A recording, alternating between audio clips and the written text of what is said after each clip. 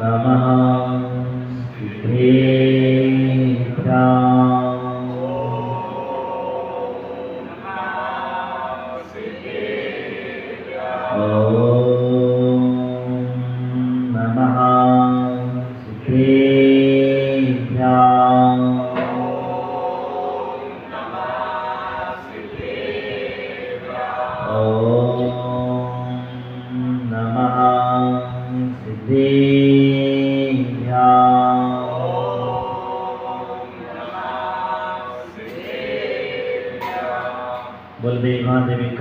आदिनाथ भगवान की, मूलनायक श्री पार्श्वनाथ भगवान की, शासन नायक श्री महावीर भगवान की, चारित्र चक्रवर्ती प्रथमाचार्य शांति सागर जी महाराज की, आचार्य गुरुदेव श्री धर्म सागर जी महाराज की, वाम गुरुदेवाचार्य कुल सागर जी महाराज की, राधसांग सिनवाणी माता की,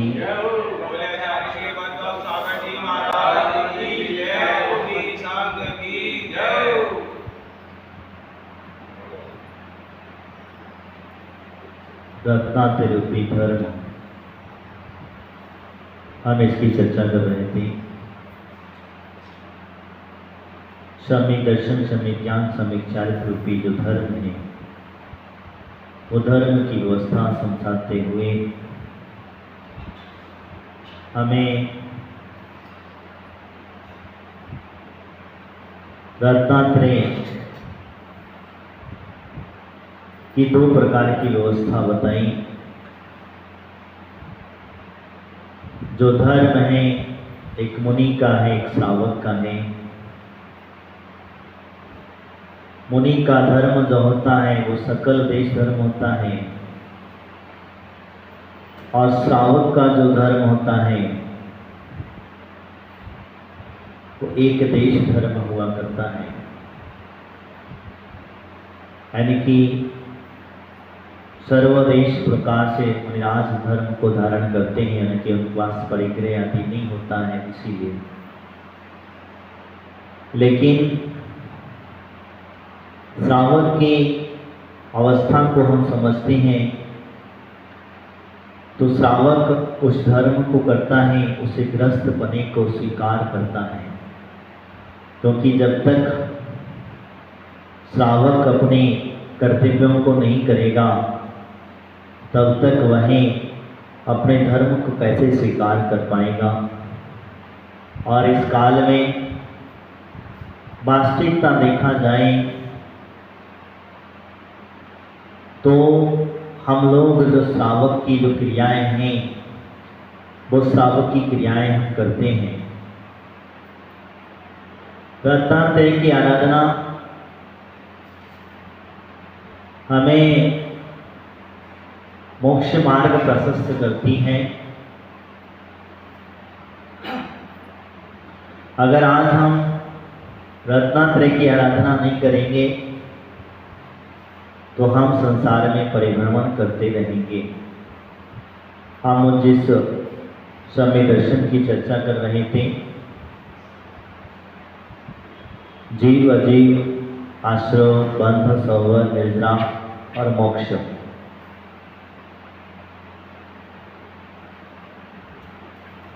संवर अच्छे लोगों को इकट्ठा किया, छांट लिया, और बुरे लोगों को अलग छांट लिया। निर्जरा पहले बुरों को निकाल दिया और अच्छे लोगों को रख लिया, जिसे हम कहते हैं पाप और पुण्य। पाप कर्म को हमें सबसे पहले हटाना चाहिए और पुण्य कर्म को सबसे लास्ट में अपने आप हट जाते हैं, क्योंकि उसे तोड़ने में टाइम नहीं लगता है। और जब सारे कर्म नष्ट हो जाते हैं उसे कहा हमारे यहाँ मोक्ष। वहाँ से अब वापस कोई कर्म की व्यवस्था नहीं आएगी। इसी प्रकार से इसमें आगे कहते हैं सम्यक दर्शन की व्यवस्था, ये तो तत्वों के प्रति हमारी जो श्रद्धा है वो श्रद्धा हुई। आगे 8 अंग कहे हैं, वो 8 अंग क्या है हम इसे समझें। 8 अंग जो हैं वो 8 अंग कौन कौन से हैं? निशांकित, निकांक्षित, निर्विचिकित्सा, उपगोहन, अमुदृष्टि, वात्सल्य, प्रभावना, ये 8 अंग हैं। हमने इन 8 अंगों को समझ नहीं पाए, और जब तक हम इन 8 अंगों को नहीं समझ पाएंगे तब तक हम सम्यक दर्शन की व्यवस्था को नहीं समझ पाएंगे। इनके 8 दोष भी कह दिए, 25 मल दोष भी कह दिए आदि जो है, इनको कधार छोड़ करके हम इसे समझते हैं। तो यानी कि वह श्रावक अपने श्रावक बने को स्वीकार करता है, रत्नात्रय को धारण करता है, और रत्नात्रय के साथ में वह अब होता क्या है, तब मैंने पहले ही बताया था।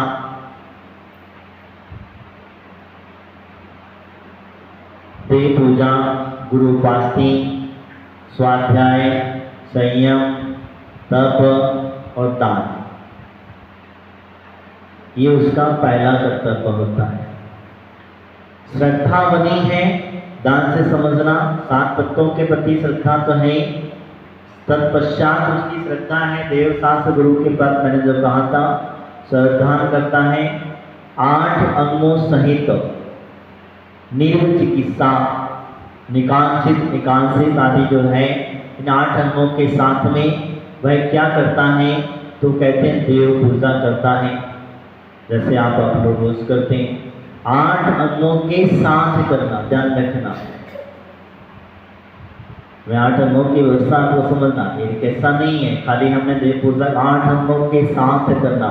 वहीं उसके बाद वो कहता है देव पूजा करता है, गुरु उपासना करता है, आचार्य भगवत सत्कर्मों की व्यवस्था बताते हुए दोहे के माध्यम से कहते हैं कि वास्ते देव पूजा, गुरु उपासना, स्वाध्याय, संयम, तप, दानेश्य, ग्रस्तानाम, षट कर्माणि दिने दिने, कितने 6 कर्म दिने दिने, ध्यान से समझना, ऐसा नहीं है। सम्यक दृष्टि है, श्रद्धावान है, अगर 8 अंगों से पूजा कर रहा है तो वह दिने दिने, एक दिन कर ली पूजा, दूसरे दिन छोड़ दिया, हमने सिर्फ एक कर्तव्य कर लिया, दूसरा छोड़ दिया, आज महाराज को आहार दे लिया, कल छुट्टी नहीं, दिने दिने रोज करना है। जैसे आपकी नित्य नित्यम की क्रिया, समझ रहे हैं, आपके नित्य नियम की क्रिया डेली करते हो कि नहीं करते, बताओ, ना करो तो हाँ क्या बोले, एक दिन स्नान नहीं करो, कल नहाते थे, हाँ तो भाई, तो वो तो है। जैसे ही धार्मिक क्रिया के 6 कर्म हैं, जिसमें भगवान की पूजा, गुरुओं के उपासना, सेवा, स्वाध्याय, संयम, योगदान आदि जो क्रिया है, दिने दिने, ध्यान से समझना, डेली करना होता है, एक दिन नहीं चलता काम। ऐसे जैसे आपको स्नान करना जरूरी है, समझ रहे हैं, आपको शौच आदि क्रिया करना जरूरी है, आपके जो गृहस्थ जीवन के 6 आवश्यक हैं उनको करना आवश्यक है, ऐसे ही ये आवश्यक है। आप एक दिन स्नान नहीं करें, कैसा लगता है? आप एक दिन पेट खाली ना करें, समझ रहे, पेट खाली ना करें, एक दिन ब्रश ना करें, एक दिन वस्त्र ना बदलें, हम एक दिन भोजन ना करें, काम चलेगा? एक दिन ना सोए, नहीं चलेगा। ऐसे ही ये है, यानी कि देवों की पूजा भी रोज करना है, गुरुओं की उपासना भी रोज करना है, स्वाध्याय भी रोज करना है, तत्पश्चात कुछ ना कुछ संयम ग्रहण करो, डेली करो। अब आप में कहते हम तो रोज ही चल रहे, डेली कुछ ना कुछ नियम संयम जरूर लेना चाहिए, चाहे वो छोटा सा भी क्यों ना हो। तप की बात करते हैं, कहीं दान आया है इस प्रकार से, वह है तप आदि की बात करते हैं। तो तब भी आपको धारण कर, तब में क्या करना, आप ये विचार करना 5 मिनट हम अपने स्थान से हिलेंगे नहीं, जब तक मेरी माला नहीं हिले पूरी होगी तब तक हम आसन नहीं बदलेंगे, इधर उधर नहीं देखेंगे, कौन आया कौन गया हमें पता नहीं है। किसी ने घंटा बजाया तब भी हमारा ध्यान उस घंटे पे नहीं जाएगा। हमारा लक्ष्य तो मात्र और मात्र भगवान और गुरुओं से जुड़ा है, बाकी कोई मतलब नहीं है। अगर महाराज के प्रवचन सुन रहे हैं, किसी ने घंटा बजा दिया, घंटे की तरफ कोई परिक्रमा लगा रहा है, तो उसकी तरफ ध्यान नहीं जा, यही आपका तप है। मैं नहीं कहता कि आप उपवास करो, ये भी एक तप है। आप उपवास करने से शरीर को तपाते हैं, शरीर को तपाते हैं, ये भी एक तप है। क्योंकि तप की वेद में आचार्य भगवंतों ने 12 प्रकार के कहे। कितने प्रकार के? 6 अभ्यंतर और 6 बाह्यांतर। उनसर, अनुदर, अबोदर आदि जो उपवास आदि जो होते हैं, एक टाइम भोजन करना जो है, वे बाह्य तप है। अंदर विनय, प्राश्चित, वैयावृत्ति आदि जो है, स्वाध्याय, उत्सर्ग, ध्यान आदि जो है, ये अंतरंग तप है। तो तप दोनों भी हैं, तो दोनों के दोनों होंगे कि नहीं? हमारा लक्ष्य यही हमारा अभ्यास है, और इस अभ्यास को अगर हम करते रहेंगे तो आगे चल करके हमारा बड़ा अभ्यास हो जाएगा। कौन सा बड़ा अभ्यास? जैसे मुनिराज जंगल में जाके पहुंचे, पहुंच करके बैठ गए, और बैठ गए तो बरसात, अग्नि पर जो भी हवा, ठंडी, गर्म, कैसा कुछ भी हो रहा है, वो अपने ध्यान से सुतर नहीं होते हैं। यही अवस्था है। तो आपको सीखना है कहाँ से? जंगल में जाके नहीं जाना है, आपको सीखना कहाँ से? अपने घर से सीखना है, अपने मंदिर से सीखना है। आप जहाँ बैठे हैं वहां से प्रारंभ करें। आप 9 बार नमोकार मंत्र बोल रहे हैं, तब तक अपना मन को स्थिर करें। कायेश्वर नाम का तप होता है, तो इसे तप को धारण करते हैं। और जब तप होता है, इसके बाद में कहते हैं दानस चेति ग्रस्तानाम सटे कर्माणि दिनी दिनी। मैंने भूले बताया था, दानम पूजा मोक्षम, मैंने क्या कह दिया? दान और पूजा मुख्य है। यहाँ भी उन्होंने उसको 6 कर्मों में उसको बांट दिया गया, 6 जगह पर उसको डिवाइडेशन दे दिया गया। इसीलिए कहते हैं कि भाई दान करना। तो क्या दान करना? क्या दान करना? तो अगर साधुगण है तो उनको आहार दान आदि करना चाहिए। साधुगण अगर मौजूद हैं, कोई भी हो, तो डेली आहार दान देना ही देना चाहिए। क्योंकि आहार दान जैसा पुण्य, मैंने बीच में भी बताया था, समय निकाल करके 1 घंटे का समय, आधा घंटे का समय, अगर कितना भी इमरजेंसी है, तो 1 ग्रास मुनिराज की अंजलि में जरूर देना ही चाहिए। क्योंकि अगर आपने 2 कर लिए, कौन से? अगर बच के 4 नहीं भी कर पाए आपने, तो अगर आपने 2 भी कर लिए तो आपका सब कुछ हो गया। पूजा और दान, पूजा तुम करते ही करते, और साथ में दान हो गया। जब दान हो जाएगा तो दोनों के दोनों में सारा समाहित हो जाएगा। क्योंकि मुनिराज की अंजलि में आपने आहार दिया, महाराज स्वाध्याय करेंगे, नहीं करेंगे? करेंगे। अभय दान भी हो गया, ज्ञान दान भी हो गया, स्वाध्याय गुरु की उपासना भी हो गई। कुछ संयम की बात करते हैं तो महाराज कहेंगे चलो भाई कुछ ना कुछ नियम ले लो, हल्का फुल्का नियम ले लो। तप की बात, जितनी देर तक खड़े रहोगे कम से कम तुम्हारा तप हो गया, है कि नहीं? तो इन्हें इसीलिए कहा था दानम पूजम, वो कहने की दान। अगर साधु नहीं है आपके पास में तो फिर क्या करना? तब कहते हैं मंदिर की गुल्लक में कुछ ना कुछ दान करके जाना चाहिए। समझ में आया? खाली हाथ नहीं जाना चाहिए, कुछ ना कुछ छोड़ करके जाना ही जाना चाहिए। साधु है तो पहले साधु की अंजलि में दो, अगर जहाँ कहीं मंदिर आदि का निर्माण हो रहा है मंदिर के लिए दे दो, प्रतिमा आदि का निर्माण हो रहा है, कुछ ना कुछ दान निकालना ही निकालना चाहिए। और जो व्यक्ति दान निकालता है उसका ही धन शुद्ध होता है, उसके ही घर में धन की वृद्धि होती है। आचार्य भगवंतों ने कहा है कि व्यक्ति अपने कमाई का शुद्ध कमाई, ध्यान रखना, आपकी जो खर्चे सारे हैं नौकर चाकर आदि के सभी के खर्चे निकाल करके 10% दान निकालना चाहिए। कितने %? अब उस दान 10% का क्या करना चाहिए? उस 10% को अच्छी जगह पर लगाना चाहिए, जहां पहले ऑलरेडी भरा पड़ा है, खजाना पूरा ठसाठस भरा है, वहां और तुम डाल दोगे तो क्या होगा? उस दान को सत्पात्र के यहाँ लगाओगे, महाराजों के आहार विहार में लगाओगे, साधु संतों की तीर्थ यात्रा में लगाओगे, आप साधु प्रतिमा आदि निर्माण में लगाओगे, मंदिर आदि के निर्माण में लगाओगे, ग्रंथ आदि छपवाने में जनवाणी के में लगाओगे। ये दान सत्पात्र की स्थान कहा गया है, 7 क्षेत्र कहे गए हैं। संघ सेवा आदि जो है अगर आप यहाँ लगाएंगे तो आपका दान दिन दूना रात चौगुना धन बढ़ेगा ही बढ़ेगा, निश्चित है।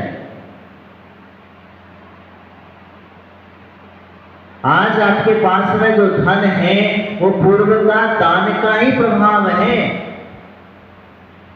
पूर्व में आपने जो दान किया था उस दान से आज आपके घर में धन सामग्री आदि बढ़ रही है, ये यही रीजन है। लेकिन आज अगर आप नहीं देंगे तो पुण्य को भोग करके पाप का बंद करेंगे, और जब पाप का बंद होगा तो अगले भव में, कई बार तो इसी भव में भी आप उदय में आ जाता है। हमने कई बार देखा है, मैंने बीच में शायद आप लोग बताया नहीं बताया, एक बार एक सेठ जी थे, सेठ जी का नियम था रोज पूजा करके जाकर के कुछ ना कुछ दान करने का। जो कुछ भी कोई व्यक्ति उनके दरवाजे पे आ जाता था, या तो साधु बन आए तो साधु बनों को हारचरिया दी, व्रती आ गया व्रती को हारचरिया करा देता था, और कोई जैसे गरीब आ गया परेशान आ गया तो उसकी भी हेल्प कर देते थे। तब एक दिन कोई साधुगण तो आए नहीं, एक गरीब बेचारा चला आया, क्योंकि उसे पता चला कि सेठ जी कुछ ना कुछ पूजा करने के बाद दान करते ही करते। तो उसने एक ढीमर मछली पकड़ने वाला व्यक्ति, जानते हो ढीमर यानी आप जो समझना, मछली पकड़ने वाला एक महिला वहां गरीब थी, बेचारे खाने के लाले पड़े हुए थे, तो वो आ गई और आकर के सेठ जी से ज्यादा कुछ नहीं, सिर्फ 5 रुपए लेकर के। कितने? उस समय की बात है तो 5 रुपए तो बहुत होते हैं। वो 5 रुपए ले जा करके अपने पति को देती है, और पति क्या करता है, उस 5 रुपए से मछली पकड़ने का जाल खरीद लेता है। क्या पकड़ने का? मछली पकड़ने वाला जाल खरीद लेता है। और जब मछली पकड़ने का जाल खरीदता है तो अब क्या होता है, धीरे धीरे मछलियां पकड़ना चालू करी उसने, और वो करी धीरे धीरे करके सेठ जी का पुण्य क्षीण होता चला गया। और क्यों हो रहा था? कुपात्र को दिया था, कुपात्र को दान दिया था, और वो कुपात्र क्या था, मछली पकड़ रहा था। उस दान से, उस पैसों से धीरे धीरे करके सेठ जी के घर से खजाना चला गया। उधर मछली पकड़ने वाला व्यक्ति ढीमर जो था वो मस्त अपनी बढ़िया कमाई हो गई, रोज हिंसा पकड़ कर गिला, रोज बेच रहा, लोगों की अपनी कमाई हो गई। एक दिन मणिराज पहुंचे और मुनिराज आहारचर्या के लिए उनके घर पहुंचे तो उनके घर में तो कुछ था ही नहीं, क्योंकि उनके यहाँ तो रोज का नियम था, रोज का नियम था। कोई भी साधु आए उसको आहार जरूर कराते थे। अब उनके घर में कुछ नहीं था तो सेठानी बोलती है सेठ जी से, सेठ जी अब घर में कुछ खाने के लिए नहीं है, बच्चे भी भूखे हैं, अपना भी पेट में 3-4 दिन हो गए हैं, अभी अपने पास में कुछ है नहीं है, तो कुछ तो लेकर के आओ। तो सेठ जी खेत में जाते हैं, खेत में से बथुआ तोड़ के, बथुआ जानते हो? हाँ, आप लोग सब जानते हो। बथुआ तोड़ करके ले आए, समझना बात। बथुआ तोड़ करके ला करके सेठानी को दे दिया और सेठानी ने बथुआ की भाजी जो मतलब सब्जी जो है बना, बथुआ बना करके रख लिया। संयोग से मुनिराज आ गए, मुनिराज का परगान, क्योंकि मुनिराज का नियम था नीरस भोजन ग्रहण करूंगा। क्या करूंगा? नीरस, यानी कि कोई रस नहीं, नीरस भोजन का नियम था। अब नीरस भोजन जहां मिलेगा वहीं तब बथुआ उन्होंने ले लिया और लेकर के मुनिराज अपने लेकर के आगे बैठे, उच्चासन बिठाया गया। फिर मुनिराज से सेठानी पूछती है कि भगवान हमारे घर में दरिद्रता किस कर्म के उद्देश्य आई? पहले तो इतना खजाना था, इतना धन था, इतना सब कुछ था, लेकिन आज हमारे खाने की भी लाले पड़ गए। मुनिराज अवधि ज्ञानी थे और जैसे मुनिराज ने अवधि ज्ञान से जाना तो देखा कि आपके सेठ जी ने जो 5 रुपए एक ढीमर को दान दिए थे, उस पाप की वजह से आपके घर में दरिद्रता आई है। क्या आई है? उस पाप के वजह से। तो क्या करना चाहिए उसका उपाय? तो बोले 5 रुपए आप उसे वापस ले लो, आपके यहाँ का उपाय वापस वैसा हो जाए। क्योंकि कहा जाता है कितना भी अमृत भरा हुआ क्यों ना हो, समझना बात को, कितना भी अमृत क्यों ना हो, अगर एक विष की बूंद उसमें पड़ जाए तो अमृत भी क्या बन जाता? विष बन जाता है। अमृत अधिक इकट्ठा करना पड़ता है तब जाकर के वो हमें अमृत तैयार। लेकिन विष की एक बूंद भी, अगर आपके जल के अंदर में 1 लोटा जल है, उस जल में अगर 1 बूंद कीचड़ गिर जाए तो क्या होगा? पूरा पानी खराब होगा कि नहीं होगा?